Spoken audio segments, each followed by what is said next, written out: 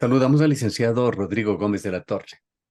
Él es miembro de la Comisión Nacional de Salarios, fue dirigente de la Cámara de Agricultura del Ecuador y de hecho es miembro de este gremio. Quisiéramos conocer, licenciado Gómez de la Torre, cómo mira usted el futuro cercano, este proceso electoral que se está viviendo, los cambios que se han dado en un importante ministerio que tiene que ver con sus actividades, el Ministerio de la Producción. Cuando Julio José Prado ha dejado el ministerio, quedaron en carpeta acuerdos comerciales firmados con Costa Rica, con China, pero que no pueden ser ejecutados, pues hace falta todavía la aprobación de la Asamblea Nacional, que no se encuentra en funciones. Y mientras tanto, hay la posesión de un nuevo ministro. A ver, Gustavo, primero grato saludarte, grato saludar a todos quienes nos escuchan y que nos ven a través de redes sociales. Me has puesto un espectro amplio. ¿Cómo veo el futuro? El futuro veo en mucha certidumbre con respecto a la presencia de un fenómeno del niño global, en el cual vamos a tener una afectación incalculable todavía, no es predecible, pero va a haber una afectación tanto para la costa como para la serranía en el Ecuador por efectos de deslaves, lluvias e inundaciones. Esto podría generar en ciertas zonas también sequías. Luego viene el otro que yo he calificado el niño político, que probablemente es el más incierto de todos. Tenemos 8 candidatos a la presidencia de la República, el menú es amplio, pero no siento que tienen claro que ellos van a gobernar con suerte para 18 meses y que además sí tengo claro que en esos 18 meses probablemente el primer eje que van a aplicarlo desde la presidencia, quien gane, sea buscar la reelección, cuando sí hay una certeza de un fenómeno del niño climático que es real y que tiene una afectación económica en distintos ámbitos, una afectación en infraestructura y una afectación social, particularmente en el tema de salud. Hacia el tercer rubro que me topas, Julio José Prado, a lo largo de su política en el Ministerio de la Producción, siempre planteó la importancia de este concepto que él también lo implantó del strategic doing, que es que el sector privado se empodere y con las herramientas del sector privado, sin esperar nada del gobierno, pueda salir adelante. Y que de ser el caso ya con un, con un, con un proyecto en movimiento pueda plantearse algunas mejoras, pero fundamentalmente que el sector privado sea el dueño de su futuro. A esto vemos que ha quedado de sucesor Daniel Legarda, un apreciado amigo, que ya venía en el ministerio mucho tiempo atrás, Es un con lo funcionario cual de carrera y acaba de ser eh, viceministro. no funcionario de carrera, siempre fue y siempre fue de libre remoción. Él fue viceministro con el gobierno anterior y se mantuvo como viceministro en este. Y más bien creo que va a ser la continuidad permite sostener políticas. Y con lo último que tú me mencionas, creo que la única política de Estado realmente visible y sostenible en los últimos 10 años ha sido la consolidación de acuerdos comerciales, sea este Europa, sea este EFTA, sea este concretar, mejorar las condiciones con Chile. Lamentablemente no se dio México, pero ya tenemos Costa Rica, ya tenemos China en avances importantísimos. Falta la Asamblea y se tiene Daniel claro que Legarda, vamos. dicho sea de paso, en una entrevista que la retransmitimos en nuestro enlace con FM Mundo, señaló en sus primeras declaraciones que prácticamente están superados los problemas del camarón con México, dando a entender que es inminente también el acuerdo comercial con México. Sería maravilloso porque el acuerdo comercial con México incluye lo que es la integración en la Alianza del Pacífico, lo cual sería espectacular. Y queda ya también abierto el camino y allanado el camino para el acuerdo comercial con Canadá. O sea, esto creo que es importante porque los acuerdos comerciales nos permiten tener políticas claras, pero principalmente estables, porque cuando ya firmas un acuerdo con un ente internacional, ya te olvidas de este juego de la política, del funcionario, del acomodo, de temas menores que lo único que nos han llevado es a un estancamiento histórico como país. Estos acuerdos, incluyendo el acuerdo con China, eh, traen sin duda grandes beneficios, pero también hay problemas que se generan internamente, de allí una resistencia histórica que varios sectores del país han tenido a estos acuerdos comerciales, tratados de libre comercio, etcétera. ¿Cómo están los acuerdos logrados por el gobierno? ¿Hay protecciones adecuadas a los sectores que requieren? A ver, yo creo que hay dos aspectos que son importantes. El Ecuador comenzó a crecer en agroexportaciones en 1800, a finales de 1800, y donde no hablábamos de acuerdos comerciales, sino simplemente tratábamos de ver cómo entrar al mercado. Así vino el boom del cacao a mediados de 1800 por los 60, luego vino el boom del banano a mediados de 1900, vinieron los booms de las flores, del camarón, y si estábamos esperando estar preparados para esos acuerdos, no hubiéramos avanzado nunca. Más bien, lo que los acuerdos comerciales nos permiten es entrar a competir. Y el Ecuador tiene calidad, tiene diferenciación y tiene características específicas que solamente por la ubicación geográfica las vamos a consolidar. Por ende, los sectores que han crecido a pesar de las políticas del gobierno. Y ojo lo que acabo de decir. Los sectores que han crecido lo han hecho a pesar de las políticas del gobierno. Más bien, cuando el gobierno se pone muy proteccionista, el sector económico espera que Taita Estado le dé haciendo más de lo que le corresponde. Y lo que Taita Estado debe hacer como buen Taita es darle las herramientas al hijo para que crezca y que le supere de ser el caso. Pero si el Taita le tiene a cuidado al hijo y le tiene metido en una habitación para que se cuide, que no le coja el COVID, que no le coja gripe, que no se queme del sol, que no ande sin zapatos, etcétera, lo único que vamos a conseguir es un guagua mimado que no avanza a desarrollarse.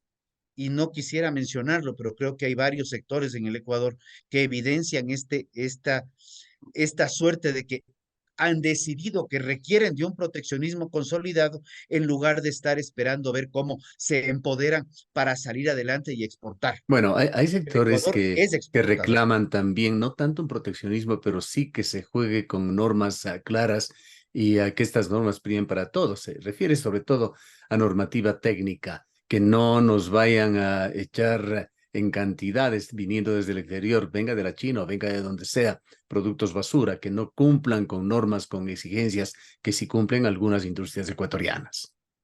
Cuando tú tienes que competir contra producto basura, tú tienes dos opciones. Hay producto basura que va a entrar por las buenas o por las malas, digámoslo así. Ahí es donde también tienes que jugar una alternativa de mercado para posicionar tu producto que no es basura. Porque si nosotros creemos que vamos a competir con producto basura, estamos mal. El banano ecuatoriano, el cacao ecuatoriano, el camarón ecuatoriano, no son, no son Vale, comparables yo, con yo otras me refiero latitudes. para estar con algo concreto de por medio y a manera de ejemplo, Cerámica y cerámica textiles. plana. Estoy claro, pero ahí, no, ahí yo sí veo que hay un problema, pero sí veo también que cuando tú vas a comprar cerámica, tú tienes un menú en el cual tú sabes que tienes una cerámica barata, baratísima, que está en el mercado y tienes una cerámica de primera calidad que te aguanta el maltrato, que te aguanta el transporte, que es la que al final del día los constructores están usando en buena medida. Entonces yo entiendo esa parte, pero más bien ahí es donde sí el Estado puede jugar un papel, no hacia un sector necesariamente en particular, sino buscar medidas de competitividad transversales que beneficien a todos y Bien. donde los acuerdos técnicos se respeten, y ahí es importante, pero que estos acuerdos técnicos no se conviertan en trabas al comercio, porque ahí nos toca el boomerang de vuelta de las multas de la Organización Mundial de Comercio, porque estamos utilizando en acuerdos, normas técnicas como medidas para fiscales. Ahora, más allá de los avances que se ha hecho en los diálogos con las firmas, incluso de algunos acuerdos, entre ellos quizá el más importante con la China, está el asunto de incertidumbre política del país. Dependerá mucho de quién gane las elecciones presidenciales, dependerá mucho de cómo se configure la Asamblea Nacional. A eso es lo que yo me refería cuando te mencioné el niño político. Los acuerdos comerciales pueden ser buenos o malos, pero te dan reglas claras. El fenómeno del niño puede ser más intenso o menos intenso, pero sabes que vas a tener un incremento importante de lluvias y vas a tener deslaves y vas a tener que mantener vías. La incertidumbre política es probablemente uno de los peores factores que el Ecuador vive, en donde lo que hay que hacer, y por eso yo festejaba y se lo he dicho públicamente a Julio José Prado, que la política de empoderamiento del sector privado por el sector privado le permite sostenerse en producción, en productividad y en mercados. ¿Qué sucede? Y vamos a un ejemplo puntual de Perú. Perú tiene una suerte de divorcio entre la parte política y la parte económica. Entonces se pelean los presidentes, votan a la asamblea, restituyen a la asamblea, votan al nuevo presidente. Sin embargo, el riesgo país no supera los 200 puntos. Siguen exportando, siguen creciendo en términos económicos. Podremos discutir si hay más o menos empleo, si están empleo, están pleno como nos gustaría o no, pero la economía se sigue moviendo. Aquí tenemos un cambio de subsecretario en alguna función del Estado y queremos refundar esa función del Estado y refundar el país. Y eso es justamente la incertidumbre política que tiene que ver con esta codependencia entre privado y Estado. Entonces, si nosotros conseguimos, y esto lo repito y lo repetiré, y como me dijo un dilecto amigo de Cuenca, tú sueñas en elefantes rosados. Sí, yo sueño en elefantes rosados. Sueño en un sector privado que deje de creer que depende del gobierno para desarrollarse y sueño en un sector privado que comience a desvincularse de las decisiones del gobierno y comience a enfocarse en lo importante, cómo producir, cómo vender más, cómo producir, cómo generar más empleo. Para eso no necesitamos al gobierno, para eso tenemos que hacerlo a pesar de las políticas que nos imponen los distintos gobiernos. Más allá de todos estos riesgos de que estos proyectos, estos acuerdos puedan quedar solamente en la teoría y en el papel, está el tema del tiempo. ¿En qué tiempo podrían entrar en vigencia? Lo usual son tiempos de por lo menos un año para que lo apruebe la Corte Constitucional, lo apruebe la Asamblea o el Congreso. Pero en Ecuador, con todo lo que estamos viviendo, al momento no hay Congreso, entre otras cosas. ¿Cuál sería la expectativa en cuanto a la cronología? Esperemos que primero cuando tengamos asamblea nuevamente, esta asamblea entre a hacer gestión legislativa y gestión por el país y no hacer gestión politiquera nuevamente, porque ya estoy leyendo lo que quieren continuar con ciertos disparates que no tienen ni pies ni cabeza, ¿ya? Los tiempos en la política lamentablemente son relativos. Nosotros podemos recordar en el 2016 que por ahí se hablaba de que el acuerdo con Europa es nefasto, que las carabelas regresarán a reconquistarnos y todos esos tipos de vainas que se dieron.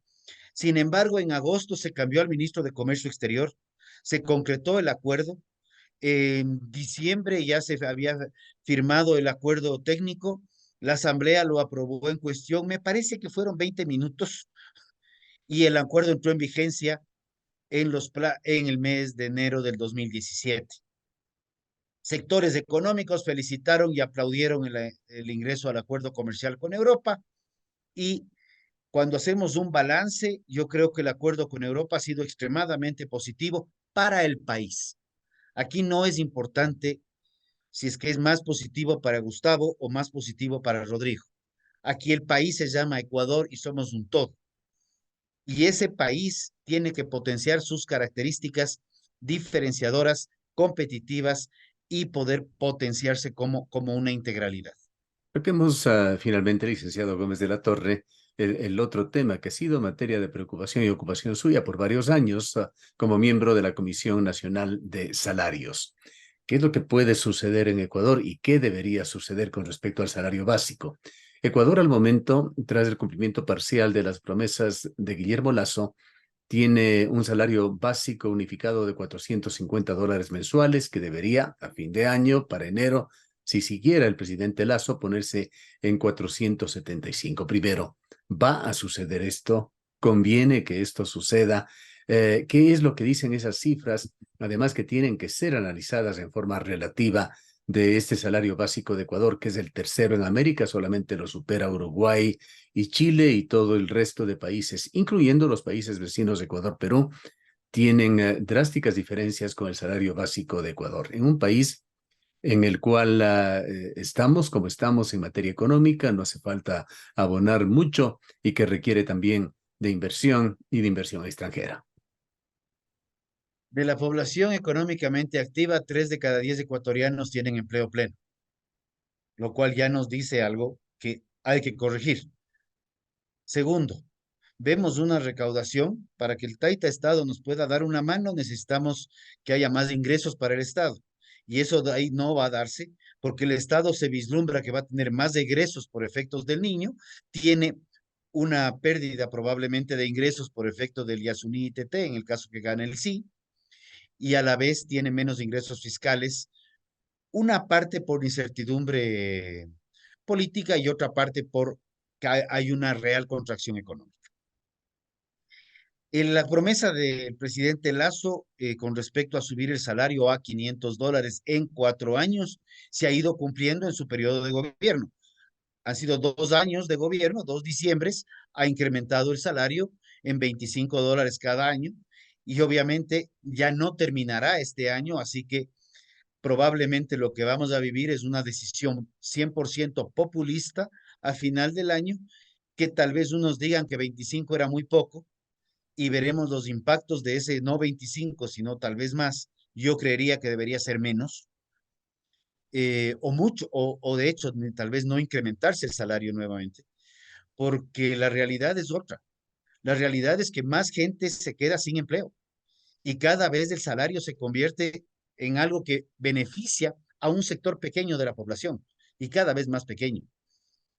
En diciembre vimos que el salario, 3 cifras, septiembre del 2020, 3.077.000 personas con empleo pleno según las cifras del INEC. Para diciembre, que es un mes de alta contratación temporal, 3.011.000. O sea, estábamos menos. Y ahora para mayo, la última cifra que nos arrojó el INEC es de 3.005.000. O sea, el empleo no se está recuperando. Los porcentajes a veces se juegan con la población económicamente activa. Por eso hablo de valores absolutos. Pero La Ecuador población crece, exhibe una cifra de 3,2% de desocupación. el desempleo sí, pero de ahí tenemos todo lo que es subempleo, empleo no adecuado y demás. Por eso yo me baso en cifras de empleo adecuado, porque todo el resto, sea este desempleo no remunerado, sea lo que fuere, es un empleo no pleno. Y es un empleo lo que mis amigos del Frente Unitario de Trabajadores calificarían como un empleo sin derechos. Entonces ahí es donde estaríamos viendo que, y vamos a lo que se presentó el día de hoy, si nosotros no crecemos el empleo pleno, aunque me digan lo que me digan, la sostenibilidad del Instituto Ecuatoriano de Seguridad Social es imposible. Porque si no hay ingresos y si hay egresos, la matemática es muy fácil. Es una jarra que solamente bota agua y no entra. Eso se seca en un plazo. Podemos alargarle el plazo o acortarle el plazo con que papá Estado termine de pagar la deuda, pero eso solamente alarga la agonía, no soluciona el problema. La Bien. solución al problema del IES es generación de empleo pleno y a través de una política laboral coherente donde haya una reforma laboral que se viene clamando por ya vamos más de 10 años. Retos para un próximo gobierno. Gracias por su presencia, licenciado de la Torre. Muchísimas gracias, Gustavo, por el espacio. Fuerte abrazo. Licenciado Rodrigo Gómez de la Torre es miembro de la Comisión Nacional de Salarios, miembro también de la Cámara de Agricultura del Ecuador.